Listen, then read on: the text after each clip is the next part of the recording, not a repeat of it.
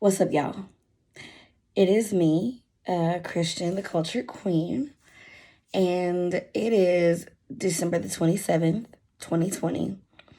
It is approximately 3 a.m. And in typical me fashion, I am up stirring while the world is asleep. And I'm gonna pause right there. So, a lot of people who know me tease me all the time, and they're like, "Why are you always up so late? Why aren't you asleep? You need to go to bed." You're right, I probably do. My sleep schedule is all jacked up all the time, which is one of my goals to address in the coming year. But I'll be quite honest, I've been a night owl for my entire life, for as long as I can remember, certainly since I was a very young child. Um, and in my reflection tonight, because that's what I've been up doing. Tonight, specifically, I have been up reflecting. I find that part of the reason why I do love being up late and why I'm drawn to the late night hours is because of the sense of peace that comes with being awake while everybody else is asleep and recharging. I do think that people like me need to do a better job of making sure that we are adequately taking time to recharge ourselves. But I realize that I'm a night owl partly because these quiet hours give me a time to really sit with myself. They give me time to think. They give me time to read or watch things that I enjoy without interruption. Because during the day, when the whole world is stirring, there's so many different pieces of stimuli thrown our way. Whether it's notifications on the phone, whether it's emails, calls, texts, whether it's dealing with work tasks or jumping from one thing to another because someone needs something from you. I think that I enjoy being up by myself in these hours because it's none of that. It's just quiet. And there's this sense of solitude that I love. So I tend to be up a lot at night. It seems like my writings always come out at night, especially my best work. And tonight specifically, I have been doing some things around the house, tending to some tasks that I've been putting off. But I also felt in my spirit, I felt moved to really reflect on myself this evening. And excuse me, this actually hit me after I watched like a 45-minute live of Debbie Allen and her sister Felicia Rashad talking about their lives together and talking about some of their work and their legacy as educators and their passion as artists and all these different things. And in the past couple of days, I've been watching things like Ma Rainey's Black Bottom, like the movie from Disney Pixar called Soul. All these different things that have been stirring me internally. It seems to me to be sending me subliminal messages about myself and where I find myself right now in my life. For those who don't know, I'm 3.5 years postgraduate from my undergraduate career. I have spent these 3.5 years working in corporate America with the company that I've been with since I was a high school graduate, honestly. I won't go into the specifics, but I will say that I've been at this place longer than I ever expected to be. I, like many 20-somethings, find myself unfulfilled. And I have been struggling the past couple of years to compromise with what I feel like I was groomed for, what I was taught that I should want, what I know others expect from me and expect me, paths that they expect me to follow, like security, for example, versus what my heart says, versus what my passions point to, and versus what my purpose ultimately points to. And that may not necessarily fall within conventional standard. And in some of my reflections, specifically throughout 2020, because we've all had a lot of time at home. We've all had a lot of time to ourselves or with our families or something similar. For me, I live alone, so I've had a lot of time to myself to think. um, I realized some things about myself that have been detrimental to my progress, both self-inflicted things and um, external things that I have allowed to influence me in one direction or the other, right? So, in these thoughts tonight specifically, I started thinking to myself about some of my endeavors. I started thinking about the Cultured Queen and why I started it 3 years ago. I started thinking about culture commentary and why I decided to launch it a year ago. And I thought about how long those two entities have been here and how little I have done with them. Yeah, they exist, but there is much room for improvement on my end. And thinking about those things, I was forced to confront some stuff about myself. Like, sometimes in life, you gotta really sit with yourself and call yourself out. Even when others around you haven't called you out. Even when other people are praising you and saying how proud they are of you and how you inspire them. And all these positive things that people say to us from time to time when we're doing well from their vantage point. But deep down inside, you know you're not doing as much or as well as you could be, right? So tonight was one of those nights for me. I got out one of my mini notebooks. I'm going to show y'all which one's one of my favorites, because y'all know I'm pro-black at AF. I got one of my favorite notebooks, and I wrote down 5 things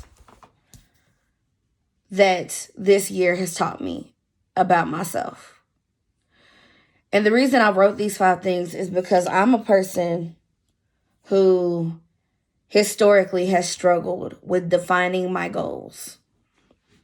I remember when I was in high school, preparing to graduate, those last 2 years of high school specifically, people start asking you those questions. What are your goals? What do you want to do with your life? Which I do think those are some really big questions that we ask young people at that age. But that's when those questions start coming up for many of us. What do you want to do with your life? Where do you see yourself in 10 years? Where do you see yourself in 5 years? You start to have mentors that say you need to start making a list of goals. For me, for some reason, I've always struggled to sit down and define short-term goals. Very concrete goals. I've done well at setting long-term goals. Like, for example, when I was in high school, once again, Christian, what do you want to do? I want to go to college. I want to make sure the college is paid for, and I want to graduate on time. What do you want your degree in? Here's 3 things I'm considering, right? I could tell you those things because the finish line was 4 years out. I had plenty of time to figure it out, right? But let somebody ask me about my short-term goals, I'm like, And even sometimes with long-term goals, they were really general and really broad when I talked about them, or even when I attempted to think about them and write them down.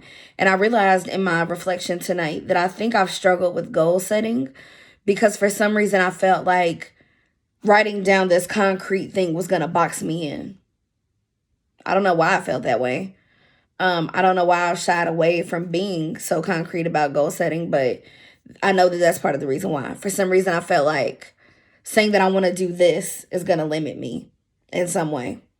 Or maybe I've confused the fact that setting a goal doesn't necessarily mean that there's a roadmap for it and that you can't step outside of that goal, because you certainly can. We all have interests that don't necessarily align with what we ultimately want to do. But I found myself here at 26, a few weeks into 26, realizing that I'm 26 and I have still not sat down and said, here is what I want to do. And here are the steps to get there. And here is what I'm going to start doing to try to follow that path to reach that goal. And at 26, you realize how important it is. Or maybe not necessarily at 26, but for everybody gets to a point where they realize, okay, look, listen, what I've been doing ain't working, so I got to do something different. So for me tonight, and thinking about what 2020 has taught me about myself, I also committed tonight to writing down a list of short-term goals. I'm not going to share all of the notes that I took here because I know I'm a writer, so I'll be writing everything out. But I will talk to you about some of these items, and I will talk to you about some of the goals that I'm setting for myself going forward, because I now realize that my lack of goal setting these past few years of my adult life has led me to the place I'm sitting right now, where I've left so much up to chance and I've left so much room for anything to happen that I don't have anything guiding me to where I need to be or even where I want to be. And I haven't even defined necessarily what that is, what that thing I want looks like. So if I haven't defined any of those things, I don't know what I want. I don't know how to get there. I'm just kind of out here living. I'm surviving. And as if anyone out there is watching that who has known me for a long time, y'all know that senior year in high school Christian was all about I don't want to just survive. I want to live and blah, blah, blah, blah. Some of that was laced with youthful ignorance. Life be humbling you real quick. But I realized that I need to step back into that a little bit. And I've gotten way too comfortable with complacency. And that my lack of planning has sort of led me to where I'm at. But I realize now that I need to open my eyes and my heart and get back down to it and make it do what it do, for lack of better words. So without further ado, here are some things that 2020 taught me about me. And I hope that your listening to this inspires you to take a look inside. Think about the things that this year has taught you through all the good and all of the extreme badness that we dealt with. Think about what you learned. Think about how to apply those lessons in the year and the years that are coming forward. Think about what you want to do differently. All right? And feel free to share those in the comments, in my inbox, in my DMs, email me, write on the blog, whatever you want to do. I would love to hear some of your story as well. All right. So the first thing that 2020 taught me about myself is that the ease of my college years made me real soft. All right. Now, some of y'all might be like, how did college make you soft? Because it's not for the faint of heart. And it's not. But in my experience, I had worked so hard my entire K through 12, but especially like middle and high school, to attain this level of academic excellence that would ultimately allow me to go to school, having schools throw money at my feet for me to go to their school, that a lot of the character building struggles that college students go through, I kind of sidestepped or bypassed in one way or the other. I'm not going to lie and shy away from it. I lived a very privileged life as a college student. Like, very privileged. I didn't deal with student loan debt. The only student loans I took out were for like a couple summer courses. And that had to do with extra credits I needed as a student in the honors program for my school. It wasn't even like a graduation requirement. It was something extra. And it was small. Very, very small. Like, not even worthy of mentioning, right? So the fact that I didn't deal with some of the financial struggles that a lot of my peers did, the fact that I only worked when I wanted to, I worked to have extra money in my pocket because I wanted to. I quit if it wasn't working out and I didn't want to anymore. Those are privileges. The only worry I had for real was making sure I showed up to class, making sure my work was done right and on time, and the organizations that I was a part of, making sure that I was pulling my weight and doing my part as a student and a leader in those orgs. But ultimately, like, the social pressures and all that, I didn't really deal with that much. And I realize now that part of the reason why I have been so passive the past couple of years, especially like professionally, knowing that I'm not in a spot that I want to be in, but not necessarily fighting to get somewhere better. I realized that I think some of that comes from that ease. When I was in school, I was able to, for the first time in my life, I was able to step back and take a breath and just chill. Like, yeah, the academic part was hard. It was challenging. It wasn't just, peaches and cream, but I didn't have that and all the other stuff a lot of my friends dealt with, a lot of my classmates dealt with. There was no and for me. I didn't have no kids. I didn't have no man to worry about. I didn't have to support my family. They supported me in many ways, emotionally and otherwise. I have family that sent me an allowance and things like that. So I just didn't have certain worries. But because of that and getting comfortable with being able to chill, I think that it's impacted me as a young adult because a lot of that grit and that fight that I had as a high school student who had something to lose and who had something that I needed to prove, the ease of my college years has made me step away from that. So I realized the need to get back into that gritty spirit that's within. So one of my goals for this coming year is to stop taking the easy way out, is to start challenging myself more, and is to really, really commit to fighting for what it is that I want, defining what I want and fighting for it by any means necessary. That's goal one.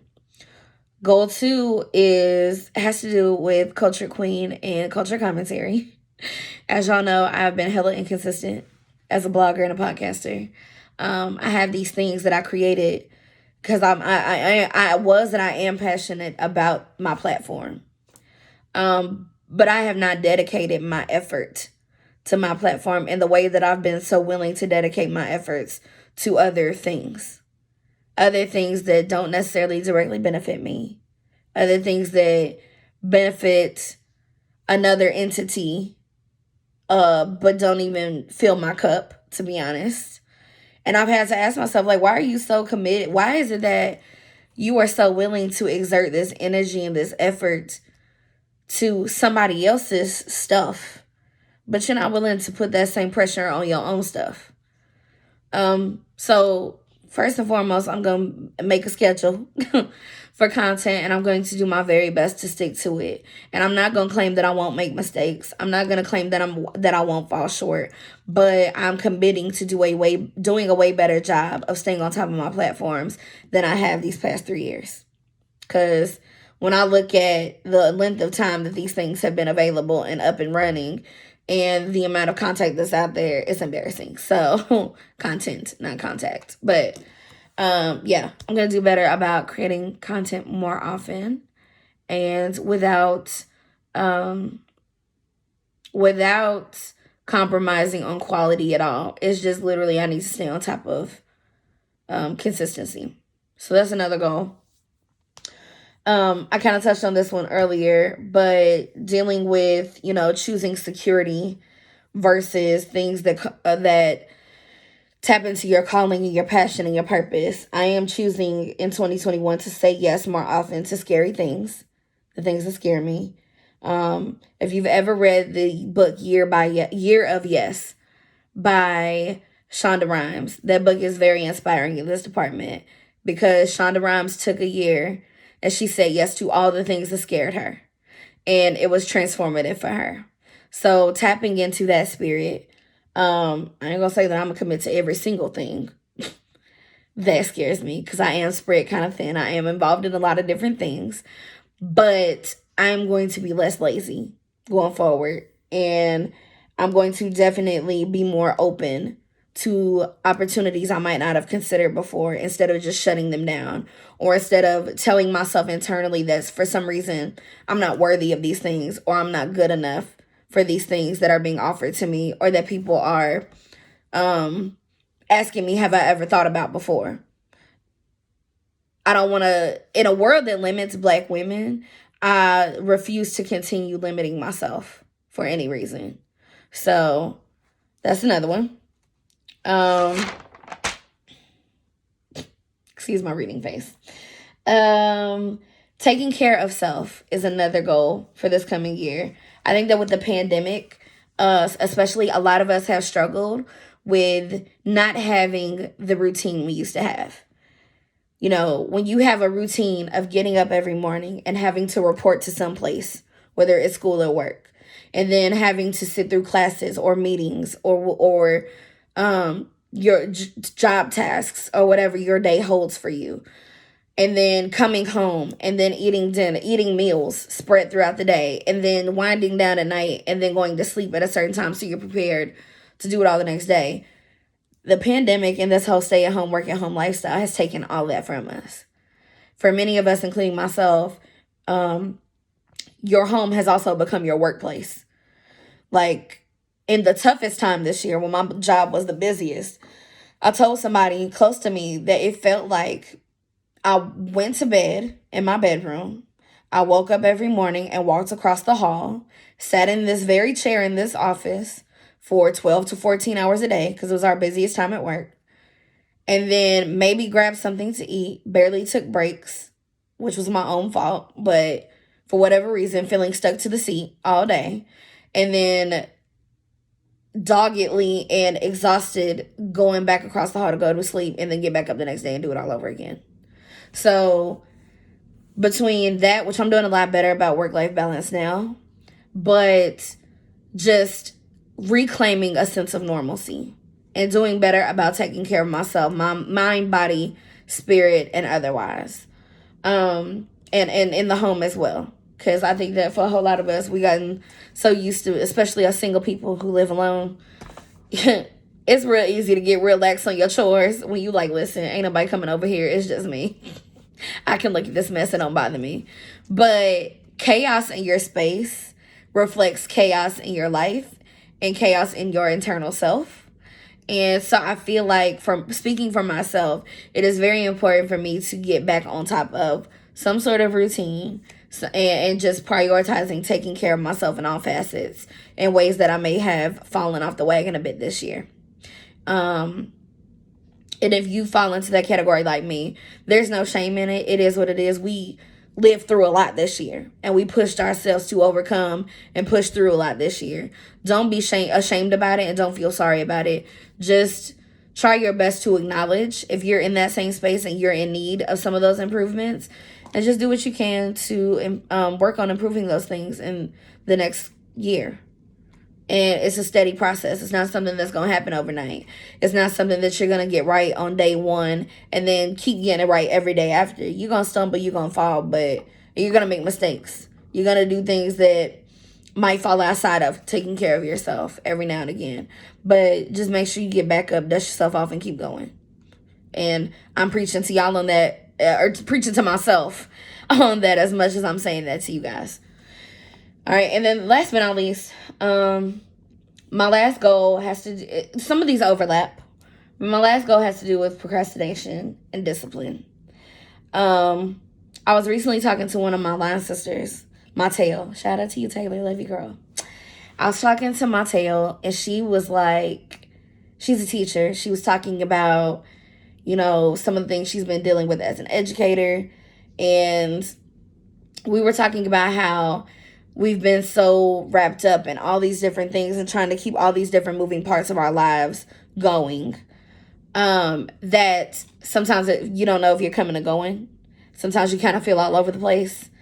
And when I was expressing that about myself, she's like, Christian, shut up. No, you're not. I was like, girl, my life is a hot ass mess. And she's like, no, it's not. I'm like, I promise you it's a hot mess. And she kept saying, girl, you have your life together and you're so organized and you're so that. And I'm like, no. A lot of y'all think that about me. And I'm elated and I'm honored that you hold me in such high regard. But I promise you, I'm going to tell you what I tell her. My life is an organized chaos a lot of the time. I just make a hot mess look good. Like everybody else, I struggle with keeping things straight sometimes. I am organized when I absolutely have to be. But I'm not as organized as I think people might think I am. Like, I am not a planner chick, for example.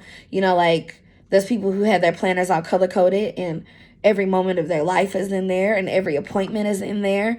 And no, that's not me. I live by my phone calendar. Like, if my phone calendar was to ever disappear, I would be stuck in a rut. Like, my phone calendar gets me together. That's how I keep track of things. That and short form listing. But even still, like, there has been many a meeting these past couple months that I slid into after figuring out that the meeting was happening like 5 minutes before or an hour before it was set to start.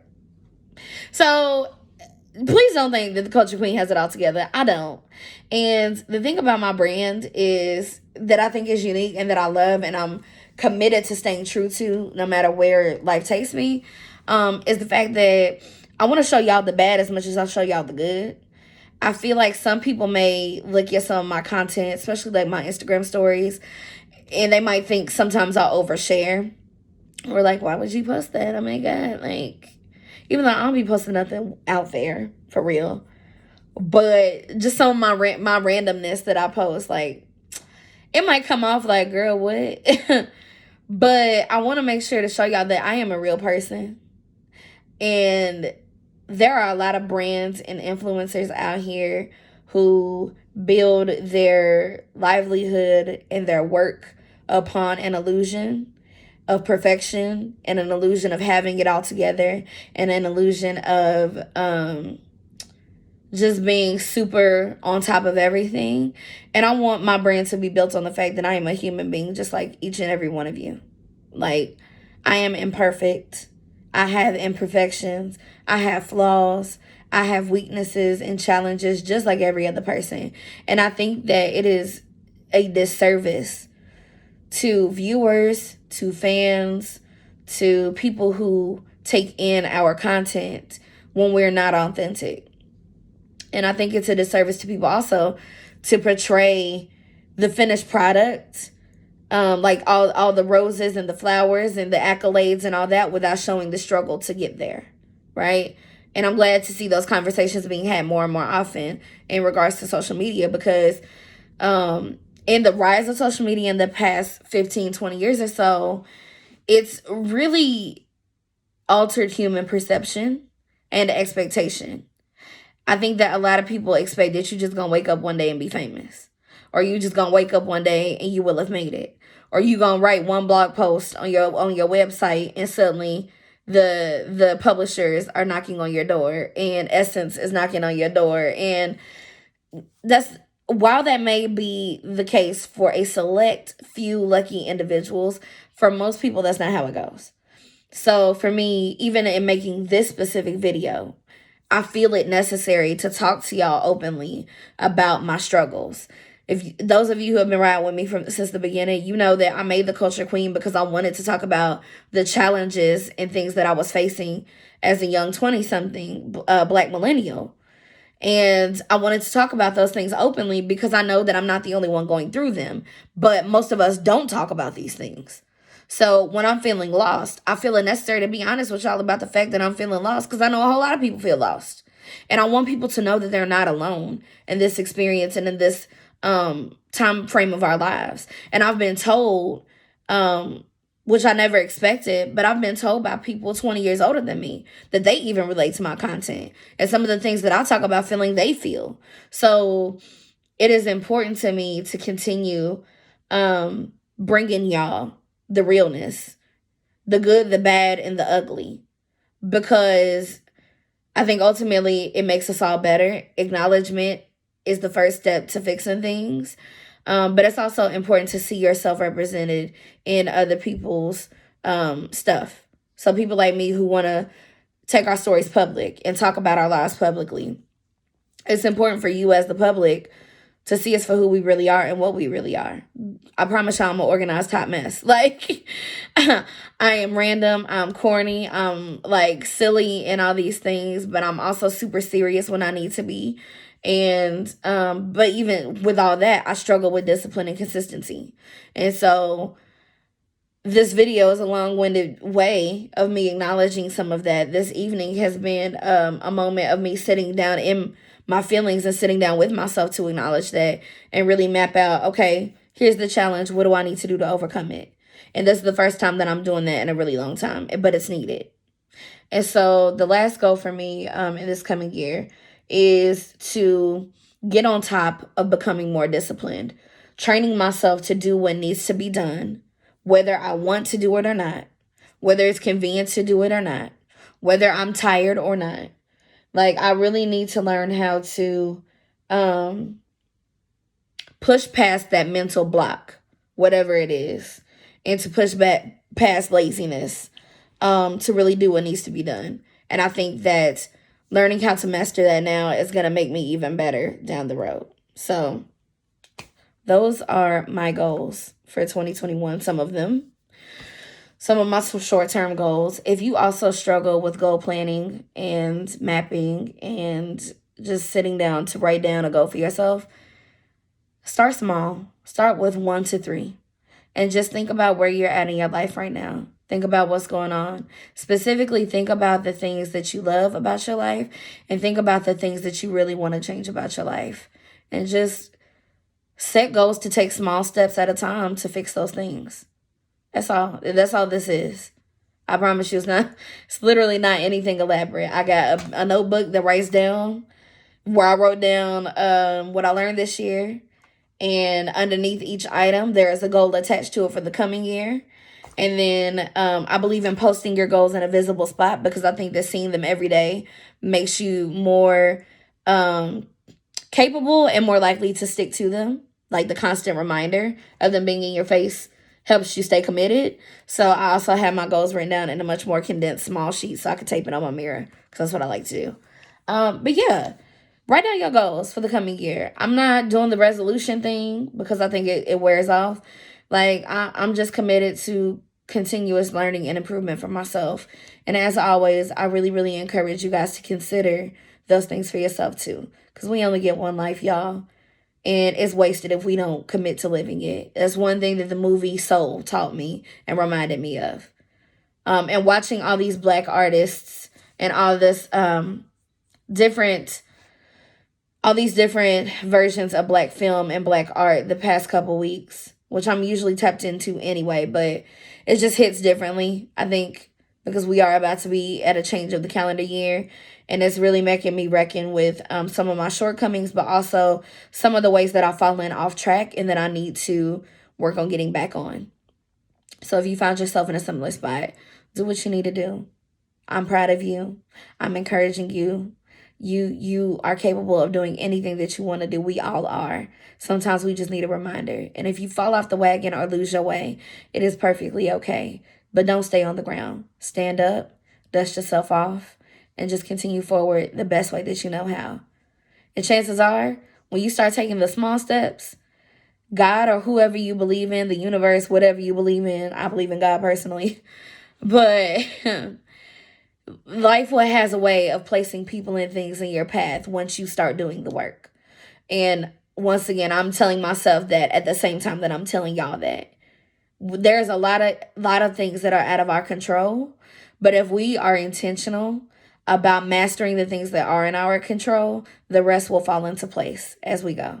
So here's to me wishing y'all an amazing day, an amazing last week of 2020.